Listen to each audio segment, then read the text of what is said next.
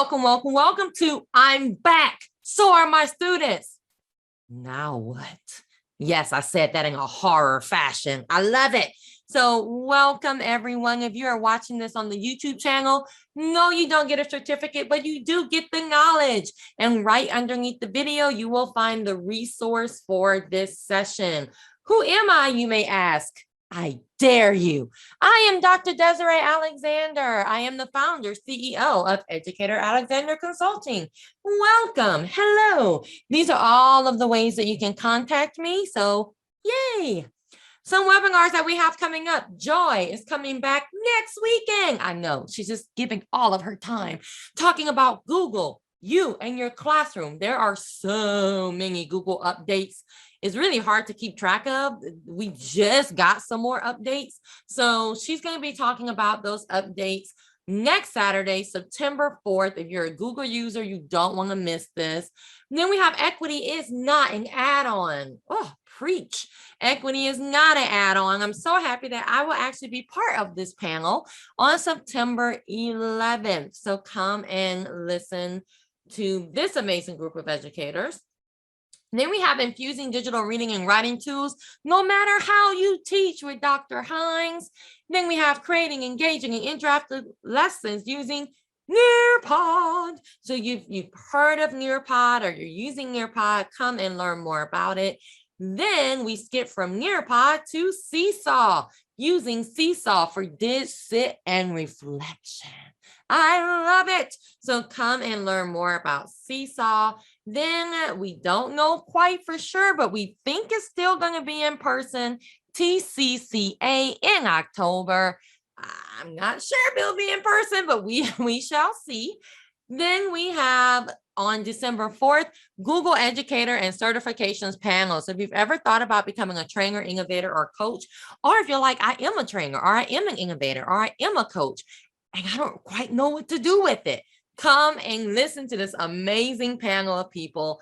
Like, I'm just thinking this is going to be crazy. This is going to be a free for all. If you know some of the personalities on this flyer, you're not going to be bored.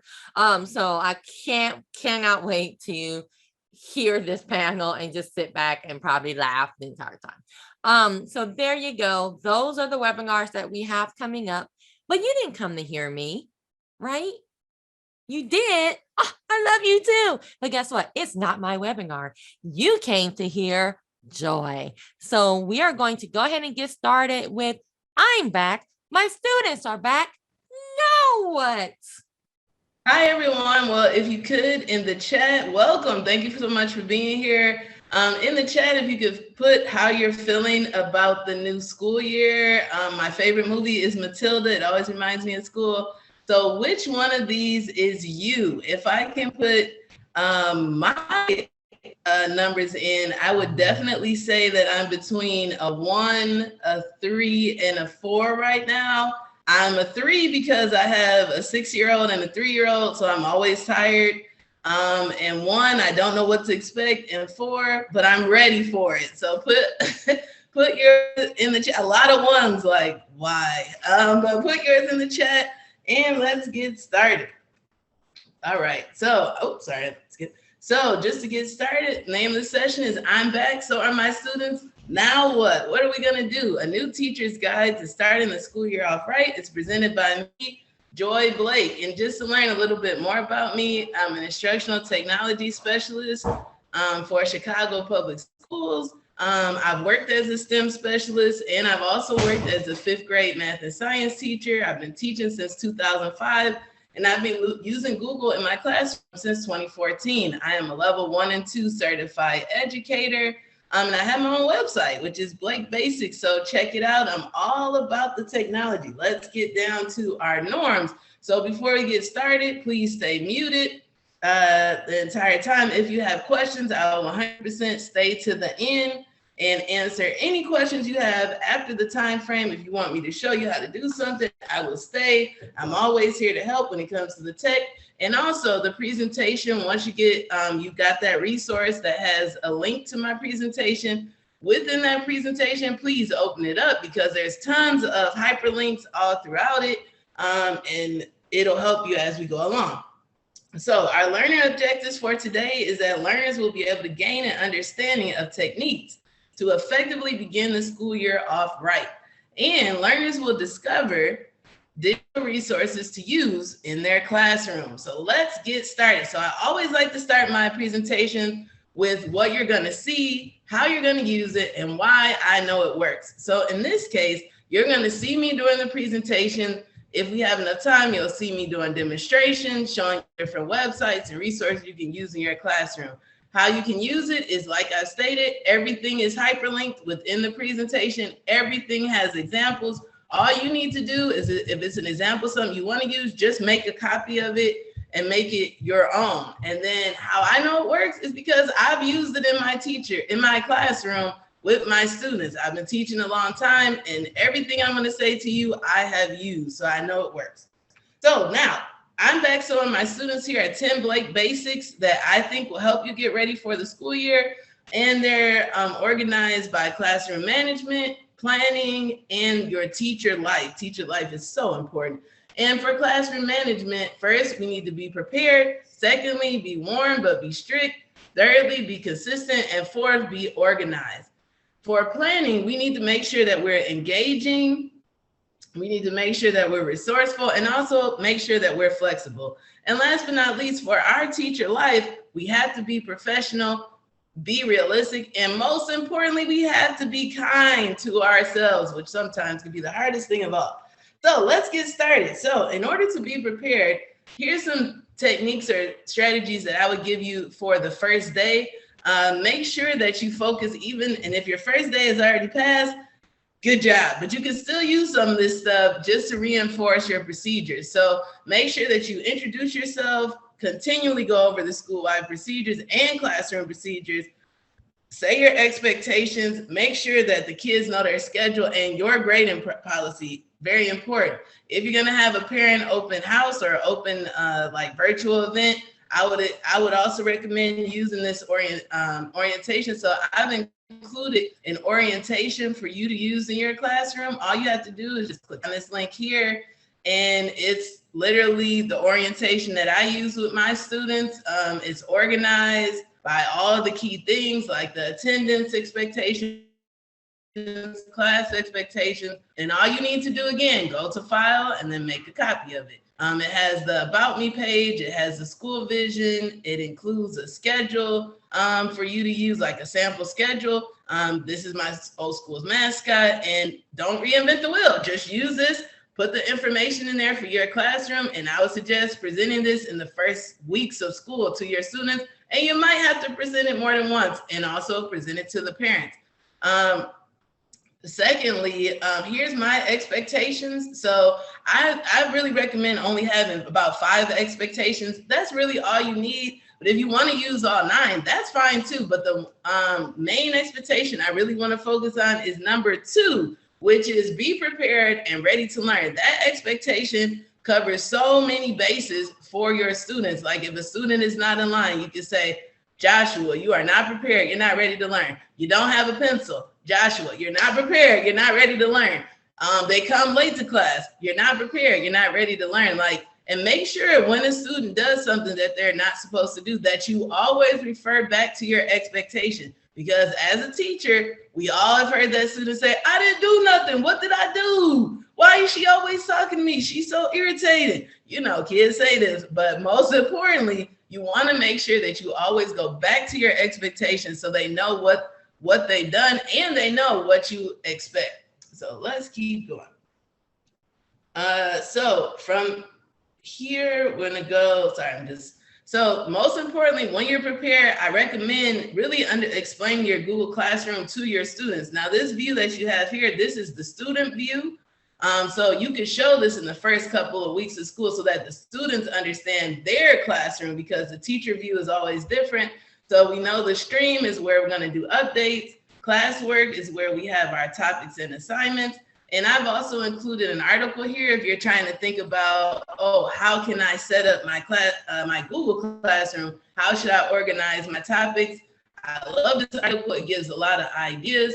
For me, for my Google Classroom, I set it up by the days of the week. So I had a topic that was Monday, Tuesday, Wednesday, Thursday, Friday. And then I would only put the work in for Monday. And then at the end of the week, I would move all the work to like the week of August 30th to the 4th. So all the work that I'm going to grade, I would move that to the week of. But as the week was going, it would be set up by the days of the week.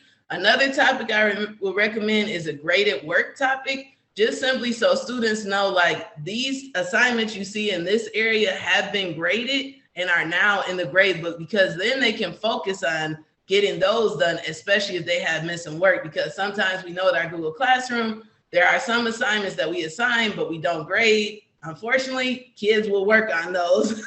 So it's important to have it organized in that way. Next, we know the people section is about emailing your class, like how you email your classmates. This is also where you can find out which parent has accepted your class. I love this section because it makes it easier to send out email blasts. A lot of people don't think about the two things, which are the Google Calendar and the Google Drive. The Google Calendar is a great way to cover your CYA, which is a great way to cover your assets. Keep in mind, if you have a Google Calendar, if students say, oh, I didn't know when my work was due, you can say, well, you could have looked at the calendar, because the calendar has the due dates of every assignment you assign, and every Google Classroom has that calendar built into it. Also, the View My Work is another CYA thing because it shows the missing work, what they turned in, and what's still assigned. My last recommendation, turn off those email notifications within your Google Classroom. Otherwise, you're going to get nonstop emails about Malik gave you a private comment. Then you click on the private comment and it says, I'm done. You don't want to get 20 emails that are literally just about a kid saying I'm done. So turn off some of those email notifications. Make sure you partner with your parents. I've included a nice welcome letter for you to use in your class. So I've included like a welcome letter. If you would like to use it, then you can just make a copy of it. Here's a sample of my welcome letter. So you can just make this copy, add your things in, and continue it. Secondly, I love Remind. It's to me, this is the best parent one because you can actually enter in the parent phone number, the parent email yourself, so you don't have to wait for the parent to accept your invitation. Like, you can just enter them themselves. But I recommend getting a Google Voice. If you don't have a Google Voice number, use that, because that allows you to call people without them knowing your number. So that's why I like Google Voice. And every time they call, it just goes to your cell phone. So it's very convenient. I use more for my parent newsletters. I like it. It has great templates. It looks crisp, it looks nice, and it's already set up for you. But primarily with parents, I've discovered the best way is face-to-face. I recommend reaching out to your students, asking them, do you get picked up? Do you walk home? Do you have to pick up a sibling? If you know those three things about or do you get on the bus, of course. If you know those three things about your students, then you know, like, oh, I know that Monica gets picked up by her grandpa every day. So if she has a behavior in class, I can just walk with her outside and talk to her parent right then and there. There's nothing better than just face-to-face communication, and it can like nip problems in the bud. So I would recommend first, if you could talk to them face to face, do that. If you know that they have to pick up a sibling, maybe you could put like a note in the sibling's bag, especially if they're like a littler kid, and the parent will get the information that you need. So I've also included a bonus thing, which is the parent-teacher conference form. I've used this every single time for conferences and progress reports. Please use this. The students will fill this out kind of like 2 or 3 days before the conference with all the assignments that are on the report card. They'll put their grade or if they missed it. So then there's no way for the parents to be like, oh, why does my student have a D? If you have this form that their child filled out, another CYA, it kind of eliminates the discussion because they see, oh, they got 12 missing assignments. So I usually have the kids fill this out because it talks about goal setting, their strengths and weaknesses, and then both the parent and student sign. You could fill this out too if you want it, but it's just a bonus. Use it as you like. So let's keep going. Now, being warm but strict is very important, especially with classroom management. When I'm saying warm but strict, I'm saying that the students know you care about them, but they also know that you have very high expectations for them. I'm gonna go back to this. I'm gonna elaborate on this a little bit more. For instance, I have a 3-year-old. My 3-year-old does so many tantrums. It's just like, okay, really, girl, you gonna tantrum now? But when it occurs, I'm not taking it personal. I'm like, not like, oh, she's trying to mess up my presentation, so she's gonna start crying right now, and she's always trying to hurt me. Like, no, most of these students aren't intentionally trying to attack you or sabotage you. 9 times out of 10, they have their own issues that they're going through or their own means of surviving or getting through it. So when you're warm but also strict, you're also like seeing both sides of the coin, giving them the benefit of the doubt. And like, for instance, if my daughter throws a tantrum, I'm gonna, instead of being like, oh, you're always trying to hurt me, instead I'm gonna figure out, what do you need? Like, what do you need? Why are you upset? And if I can figure out what they need first, like if maybe she's thirsty, I give her water, tantrum stops. It's not a personal attack.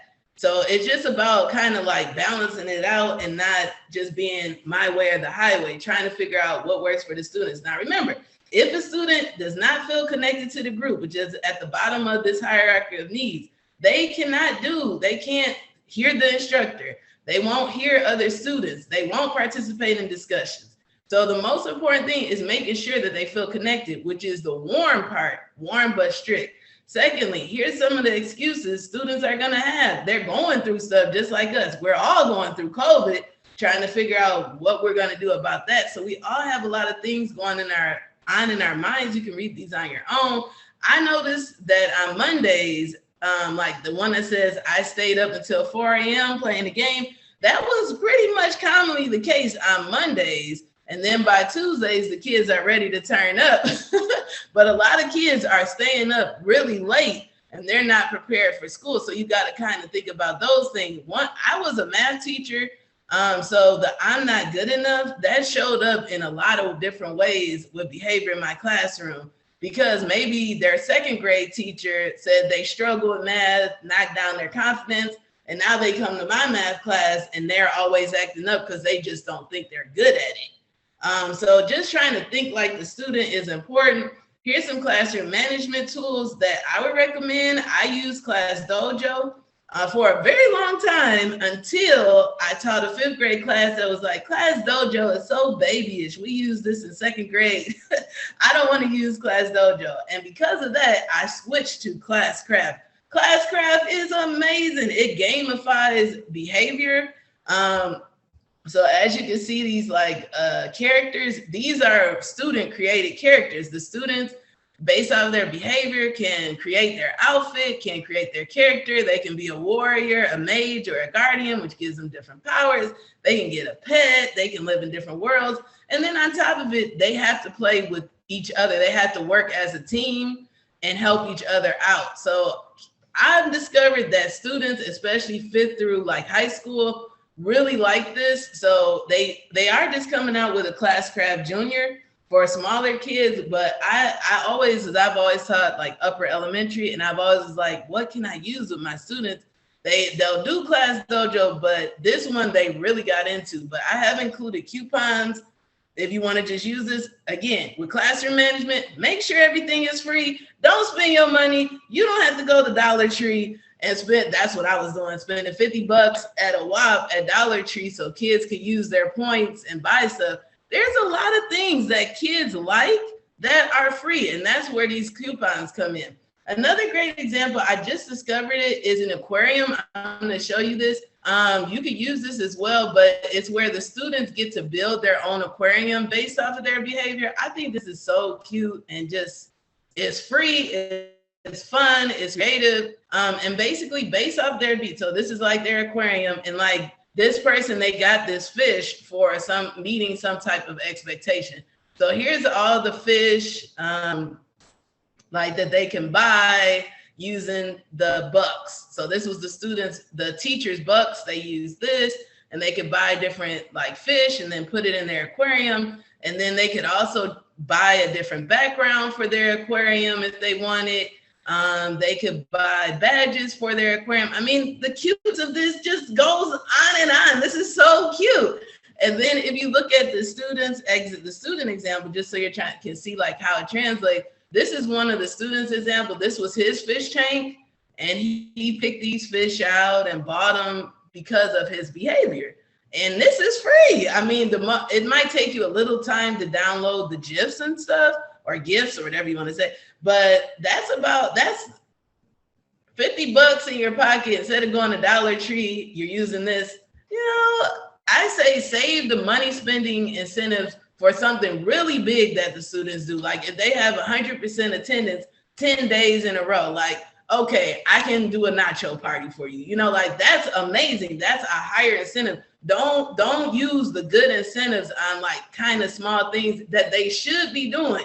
Because remember, some of the stuff you should not be rewarding students for things that they should be doing. Okay, just saying that. Okay, moving on. I love Teach Like a Champion. It's my favorite book. If you've never read it, check it out. It'll make you a better teacher. I've given you a link here to the 49 techniques that are within the book, but it's like kind of like Cliff Notes if you don't want to use the book. But these are some of my favorites. One technique is 100%. You make sure that 100% of the students are doing the expectation that you've asked. If you say, I want everybody to get your pencil, 100% means you wait until everybody has their pencil. Precise praise is really something that worked good with me and my students. Instead of saying like, Chance, you're doing a great job. Instead, that's not precise praise. Instead, you say, Chance, I like how you're in line with your hands to the side, looking forward, and you're at a level 0. That is precise praise. And kids understand that better. And it can go the other way with misbehaviors. If you say to a child, like, I need you to calm down, they really don't know what that is. So that's where the technique name the steps comes in, because instead of saying, I need you to calm down, you're going to say, I need you to sit with your butt in the seat, feet on the floor, facing the smartboard, and your pencil in hand. There's a difference between that and saying, calm down. So that's name the steps. Everybody writes means that when you write, everybody writes. No opt out is similar to 100%. Like if we're doing something, everybody's doing it. Right is right talks about rigor. So don't make excuses for what you teach. Don't apologize for your instruction. Like don't say, oh yeah, we have to do 2 more problems. I'm sorry, we have to. No. This is a high expectation. This is making you better in the future. We have to do that. Also, right is right talks about if a student has a slightly wrong answer that is close to the correct answer, you want to make sure that they get it 100% right. But keep in mind, you also want to normalize error. You don't want a classroom where they feel like they have to be perfect, but you want to make them feel like it's okay to make mistakes. That's how we learn. And cold calling, no warnings, those go hand in hand. You could just, instead of just picking the kids that always raise their hand, you want to just suddenly pick kids so that they know they always have to be on. And no warnings, this is one that I struggle with even as a parent. But that basically means, like, instead of my daughter, when she acts up, I say, if you keep doing that, you're going to go to timeout. Okay, you did it again. Timeout's coming. Like, no, those are constant warnings. It's like, no, you should be doing no warnings. Like, it's time for timeout. Like, it's time for it. So I've also given you an example of my discipline plan. I have my parents and students, and I gave you a bonus. There's a parent letter in there and an interest inventory. But I always have my students sign this, and this is where I go through, here's my expectations. Here's what happens when you break the expectations. Here's the steps, and here's our incentives that we work towards in class. Here's the choice, and the keyword learning choice. Remember, a behavior is a choice. So when a kid says to you, "Oh, you think I'm a bad student?" No, I think you made a bad choice. I don't like your behavior. It's not that I don't like you. I don't like your behavior. It's important to distinguish between the two. And I always make my students sign and date it, and hopefully their parent does. So that when we have that infamous parent-teacher conference or they're having behavior problems, I'll pull this out so that parents know, like, these are my expectations. This is what I expect. So please feel free to use this. Here's some examples of incentives that are free. Again, I'm all about the free incentives. Kids love switching a job. Like if you have jobs in your classroom, I don't know why, but they really like that. I've discovered that using a YouTube playlist and allowing the student to be the DJ and play their music, you got to always listen to it first. But that makes a huge difference. And free time is the #1 free thing that students will always like and enjoy. So free time goes a long way. Like for instance, if my students got a compliment from someone outside of our classroom, I would say if we get 5 compliments from someone that's not in our classroom, we'll have 5 minutes of free time. They love it. And that also helps with their behavior when they're going to the bathroom, going to gym, or in the hallway, or at an assembly. So just try to think of ways where you can keep it free 99. You know what I'm saying? Okay, let's keep going. If you haven't used GoGuardian, I work for Chicago Public Schools, but we do use GoGuardian. It's a great tool for their laptops. You know, we're moving into technology age. I would suggest using this because you can lock their devices. You can take screenshots if they're off task. You can send them messages. And if you have a kid who might be on a struggle bus or they're like a little kid, you can open up the tabs for them like ahead of time without having to like help them to log in.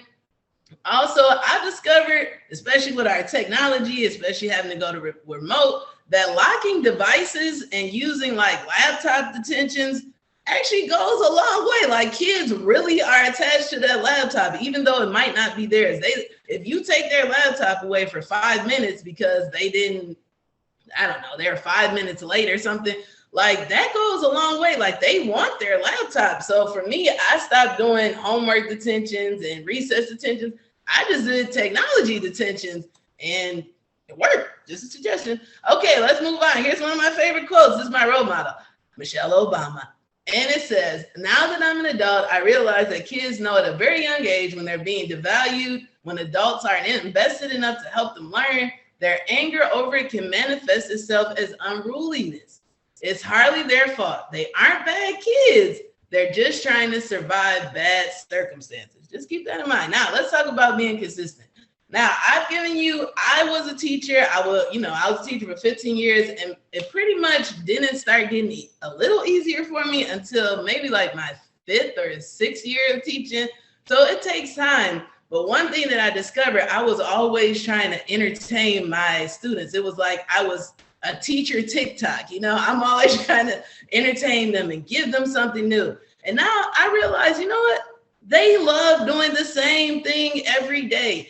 They like rituals. They like the same. Just think about it. You watch the show Dora. Again, I have a 3-year-old. But if you watch the show Dora, it pretty much follows the exact same schedule. Every single show. Like a little things might change, but they're going to talk to backpack and they're going to look at the map. And then they're going to do like, you did it, at the end. And that's what they do every episode. It's the same with your students. Do the same thing every day. It's okay. So I gave you some examples. This is my morning message. I started this off like 2 years ago, and I was like, wow, why wasn't I doing this sooner? And it's just every morning we did this message. Every single morning, I told them attendance. I told them what was coming up. Sometimes I would change it up. If we had a STEM lab, it's great for announcements. Use it if you want. I also would do like an interesting picture sometimes before class to get them like talking. And if you like this picture, I would recommend going to the New York Times. They have a great website called What's Going On in This Picture. And they have like really cool pictures like this where you're just like, what is this? But what makes it even cooler is they explain to you what really was going on. So I'll have the kids guess, and then at the end, I'll explain.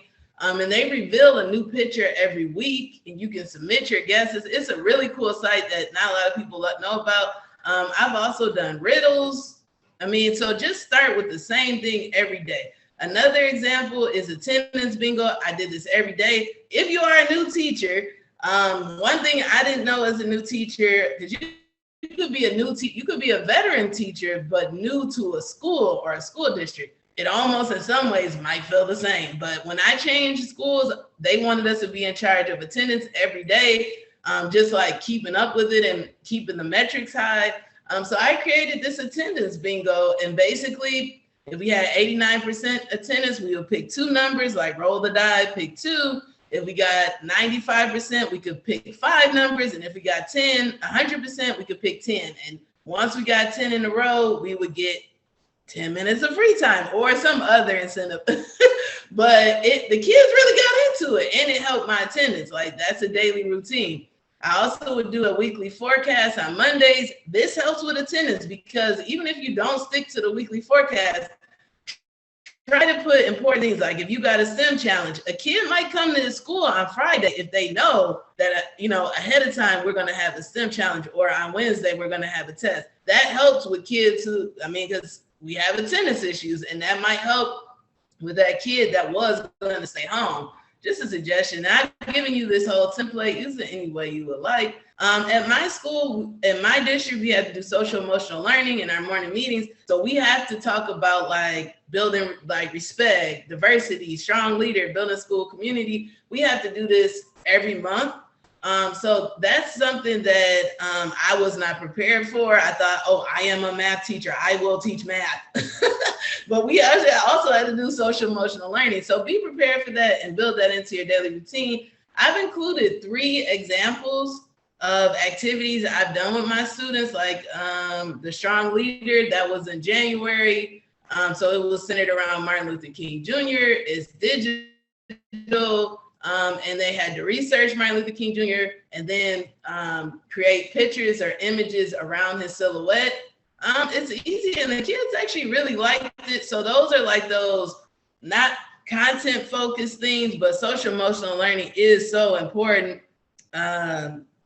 So then once we have the templates, I've included like all the templates that I've used.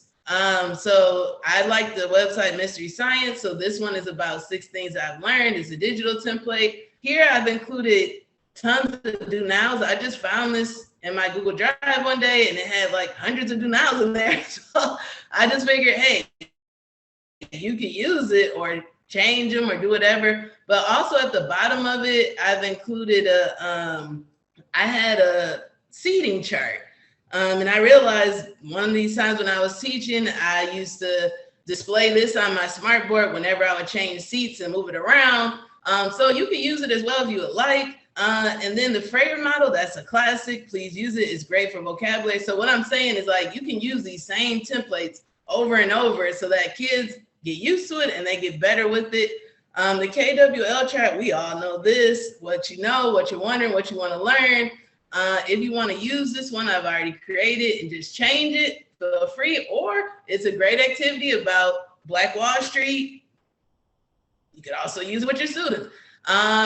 So let me see what else. Oh, and then determine your own grade. This is one of my favorite ones.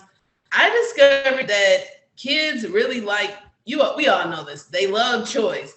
And this activity is a great activity to do, like when you're reviewing before a unit test, if you're the week before Christmas break, the week before spring break, because it keeps them busy. And basically all I do is find about 10 to 15 activities for them to do. They can be digital, they can be artistic, and the students can choose what activities they want to do. And then based off of how many they choose to do, that's their grade. So if the kid is like, you know what, I'm content, I just want to get a B, so I'm going to choose A. They can do that, and it just it's a great for project-based learning. And kids really, really do get into it. And most of the kids will be like, I want an A+, I'm going to do 10. So I've used this. Please feel free to modify it for, what works for you. But it's a great way to keep them busy, have them play games. It's kind of like a choice board, pretty much. So let's keep going. So try your best to build class morale and trust. That's important to be consistent. So I do business meetings. I'm not going to click on this, but this is a template you can use for a business meeting. This is the one I use with my students. This is a PBIS matrix that you can use with your students if you like points. I always did Fun Friday once a month, or you could do it, don't do it once a week. That's just too much. But if you want to, you can. But this is a template for that. And I do recommend doing like Student of the Week, or I did Student of the Month, but I let the students select the Student of the Month. And with that, I also made sure to have criteria. So for instance, if you miss 5 days of school, you can't be Student of the Month. But I had like also a most improved, so that they could have something they could work up towards. This is my weekly schedule. I pretty much stuck to it with my instruction. On Monday, I gave out the missing work report and the newsletter, and it was the lesson intro. Tuesday and Thursday were always think alouds. And if you don't use think alouds in your class, use think alouds. I used to think, the kids are going to be so bored by hearing me think out loud. but they're not bored, and they actually helps them to learn. Just like adults, you need to see it. You need to have it modeled for you. It's the same with students. It is important. On Wednesdays, we did Kahoot. If you're not using Kahoot, I don't know, please use Kahoot. And then on Thursdays and on Fridays, we're always a quiz. And you can still, it's still the beginning of school, but you could do a quiz on your classroom procedures.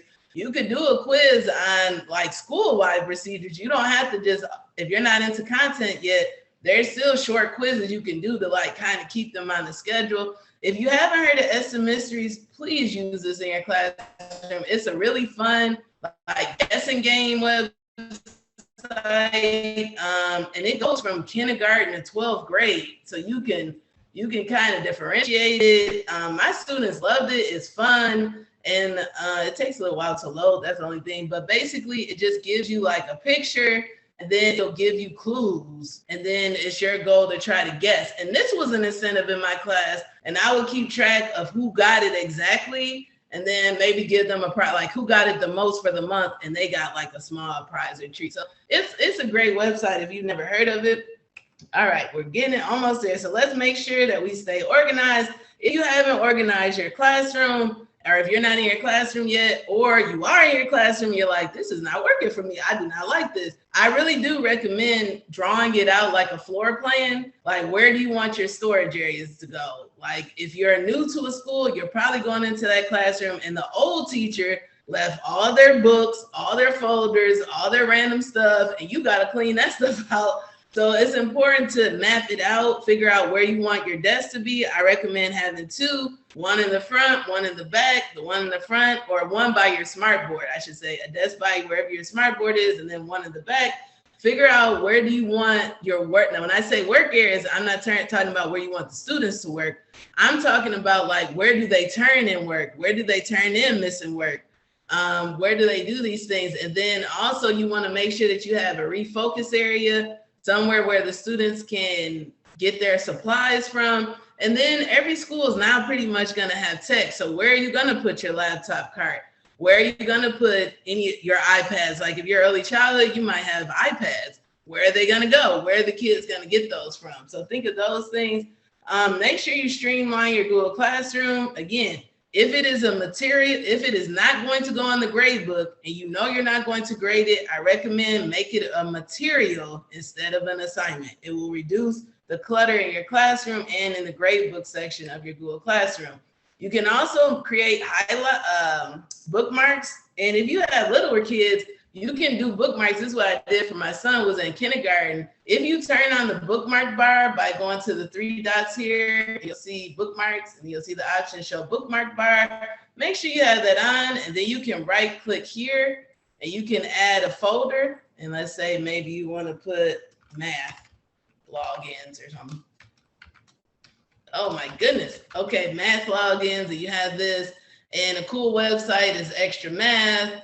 And so I'm gonna go to Extra Math, go to that website, and I'm gonna bookmark it. So when I hit this star here to bookmark it, I can add the bookmark, but now I'm gonna put it in the math logins folder, and then I can save it. So then, like for my son who was in kindergarten, I set this up for him, and all he had to do was click here and here instead of actually putting in like the website. Also keep in mind you can pin tabs. And if you pin the tab, it'll always be there when you log into your computer. So I recommend doing that. That's a good thing for littler kids too, because it's harder for them to log in. So let's keep going. So if we loading, oh no. All right, let's keep going. I gave you 2 examples of things to do for missing work. I'm not going to show them, but recommend always have something for missing work. No matter what grade level you teach, you need to have an idea of how you're going to do your missing work. Also, this is a do now example that I use for progress reports and grades. And it kind of helps students to understand how many kids have A's, B's, C's, etc. And it helps with them turning in their work. So being engaging is so important. First of all, you need to have a hook. So filled with creativity, of course, it has to be aligned to the Common Core standards and include objectives. But you'll also want it to be filled with a hook. A hook is a thing that allows you to get their attention in the first 5 minutes. Like, I was also a science teacher. Maybe you do a cool experiment that's only 5 minutes long, and now they're like, what are we going to learn today? Those are hooks. So having a hook can really increase student attention and engagement. Make sure your do now is not too long, because that's going to go into lesson time. And again, I said this, make sure you model to your students. You cannot just give them a direction one time and expect them to get it. They're not. You can give them the direction, show them how to do it, show them how you want it to look, and then you still might have some kids that don't get it. So having those examples does make a difference. I've included a whole group lesson and a small group lesson example. Please use it. And keep the joy factor. Keep them laughing. Include humor, dance, surprise, games. So I use a lot of humor in my class and jokes, and you can have the students analyze these jokes, and that's a fun hook. So what does 10 plus S equal? Tennis. Get it? Okay. I've included a lot of ice-breaking activities to do in these first months of school. Click any of these and please feel free to use them. I'm not going to go through them, but they're pretty cool. Here's some I love these websites. My son is in kindergarten and he loves Epic. If you're not using and vocabulary is great for older kids. I love vocabulary. It's really good. Brain pops. These are all good. Just use these. Okay, anyways, and here's some more fun and games. Now, I was a 5th grade teacher. My 5th graders love Prodigy. If you're not using Prodigy, I would highly recommend it. If you're teach like older kids, Spent is a great game because it teaches kids how to like budget money, and it also teaches them empathy. And Flippity was created by a teacher, like it's created by a teacher for teachers, and they have pretty much anything that you want to use is on there. So that's a good website. All right, let me keep going. So it doesn't matter if you build a thing right if you aren't building the right thing. Keep that in mind. Now let's be resourceful. I have included all of these forms for you to use at the beginning of, it's still the beginning of school. A questionnaire, meet the teacher, a parent form. And whenever parents would come in, I would always have a laptop set up for them to fill out my parent form. So while they're sitting waiting to talk to me, I can be gathering their information. The communication log is for you when you call out. It's a great way for you to keep track of who you've called and why you called. So please use it. And I know my school, they require for me to turn in like my parent log and my parent calls. So this is a great way to use the form to kind of do the work for you. If you're not using appointment slots, check it out. It's a great thing for parent-teacher conferences or ways to meet with your students. And this is found on Google Calendars. And please use templates. Holy moly, if you want to stay after, I can show you how to use it if you don't know what that is. But basically, a template allows you to not read. It's basically like a canned response. You don't use the same response, type the same response over and over. You can just click on the template and it'll generate for you. So for instance, let's see if I have a little bit of time because I got about 10 minutes. Okay, so if you go to your Gmail, here's my Gmail. It's coming. All right, cool. And if you compose a new email, and I have a template set up, see, I might not be able to show you because my computer, it got an attitude today. I don't know what's going on, but of all days, it's not trying to cooperate. So I might not be able to show you quick enough. So I'll have to come back to that. But I do recommend that you use templates. You can go to your settings. It's under advanced settings, and you can enable it. And then once you do that, like basically I have a missing work report one. And when I click on that template, it'll just show like, it's just like a generic email that you can fill in what you need, but you don't have to type it. So let me keep going, and hopefully I can maybe show you that if you want to stay on afterwards. Okay, loading. Oh no, okay, here we go. So here's some game changers for me. I would recommend, if you don't know about these, please check them out. The docs.new, if you go to the Omnibar or the Omnibox at the top of your screen, you can type in docs.new and it'll generate a new Google Doc. If you type in sheets.new, it'll generate a new Google Sheet. Slides.new gives you a new slide. Like, that saves you time. That's why I love this. And a new feature coming up with Google is that your Google Forms will be able to auto save. So if a student randomly closes out, they won't have to start all the way over. If you have a student who's in need of support, you can always Google find food support, and it'll help you find the support they need in the area that you live in. A new one for Jamboard. Jamboard and me had a kind of, we didn't have the best of relationship, but now it's getting better because Jamboard has version history and you can put images in the background. So if you have that random kid that deletes slides and moves stuff around, you can always go back in your version history and get the original. So I love all of these updates. And also a cool Google Meet update that I didn't put on here is you can now have host controls. So you can have more than one teacher who has host controls. Up to 25 people can have host controls. So that's a mind blower for me. Now, as a teacher, make sure you remain flexible. Here's some flexible seating options. I use flexible seating in my class. It eliminated a lot of power struggles of you trying to force this kid to sit next to this kid they hate. So I use flexible seating, and you just need to have your own expectations or rules around how you could lose the opportunity to choose your seat. These are some reasons students don't do work because of time. You can check these out later. But the main thing we all know as a teacher, this is the one profession where you don't know what's going to happen from day to day. The Wi-Fi could go out, the copier could be down, a kid could be sick, a parent could show up, it could be a fire drill. I mean, this is just in your first week. All this stuff can happen. So it is unexpected. Like, expect technology, like technical difficulties. I had technical difficulties and I work in technology. Like, what are the odds of this? So it's gonna happen. You might have to change your classroom around a lot of times. You might have to change the way it's set up. And you're going to get all those changes from the district level that are going to change so much, make so many changes. So just expect the unexpected. Now let's get to the professionalism. I always say this at the end, but it's important. Try to be early. Or to me, it makes it important. Like, don't be early every day. Maybe 2 days a week you're early. 2 days a week you stay late. And then on Fridays, you just go home. Like, try to have a schedule for yourself.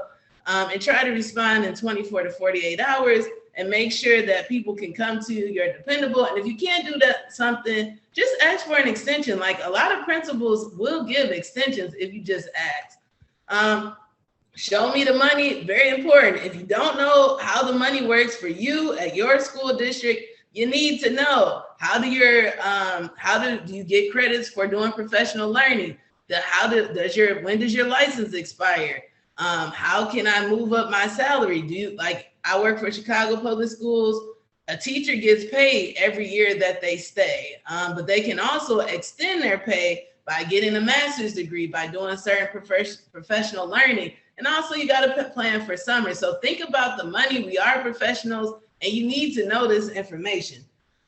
There's different teacher types. You might be all six, but you're going to encounter this. So don't take it personal if teachers do random things. They're going through stuff. We're all stressed out. We don't know what's going to happen next. But if you know somebody's a pro, don't be afraid to ask them questions. Go to them. They are a pro. They like showing that they're an expert. So just keep in mind who you're working with and that you're not an island. Before you set certain things up, make sure you know the school-wide procedures, because you don't want to waste time setting up a bathroom routine and then you have to change it because the school has a different one. It's just a waste of time. So last thing is to be realistic. We're almost there. Be honest with yourself, your students, and your coworkers, especially your students. I said this already, don't apologize for your instruction, but if you're wrong, apologize. Like, they want to see you as a human being. And explain everything to your students so they're not wondering, why is she doing this? Why do I have to do this extra worksheet? Why do I have to? Just explain to them. They understand. And definitely don't be team too much. Don't do too much. Don't say yes to everything. It's okay to say no.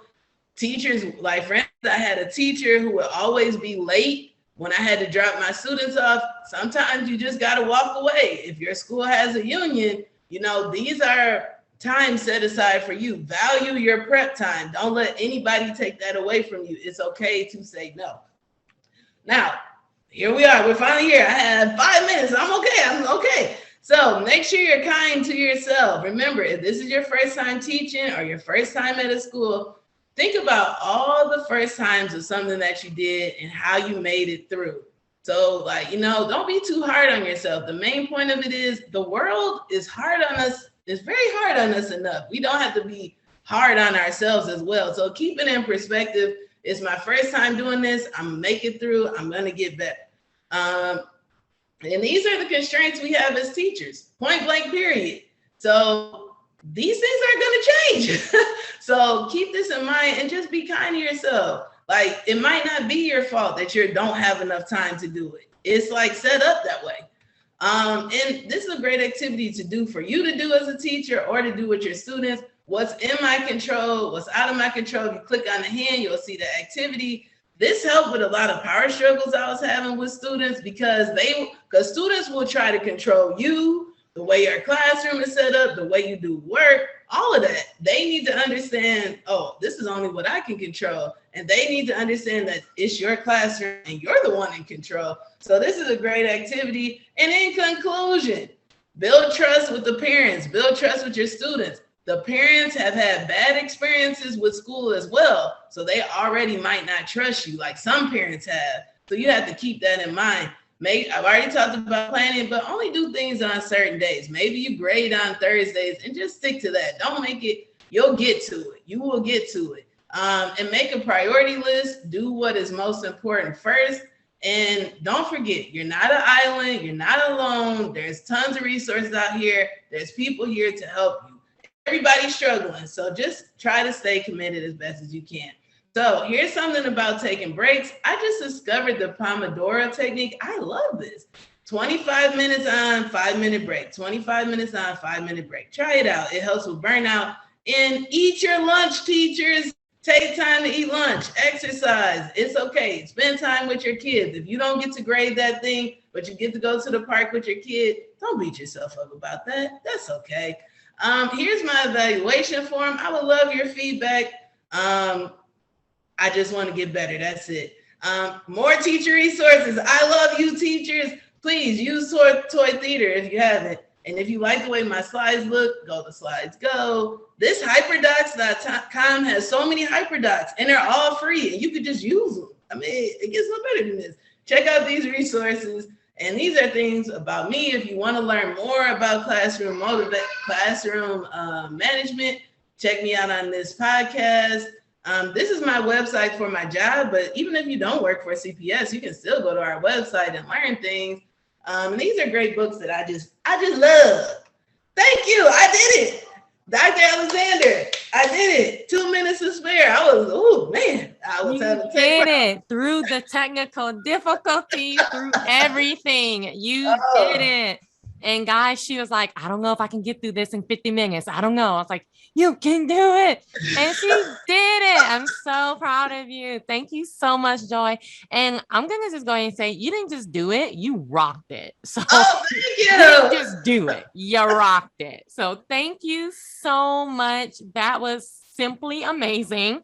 Thank you so much for not only spending the time to do all of this, right? When you had technical difficulties, you could have just been like, hey, I'm out. I'm sorry. You didn't. You continue to try to make sure that you were here.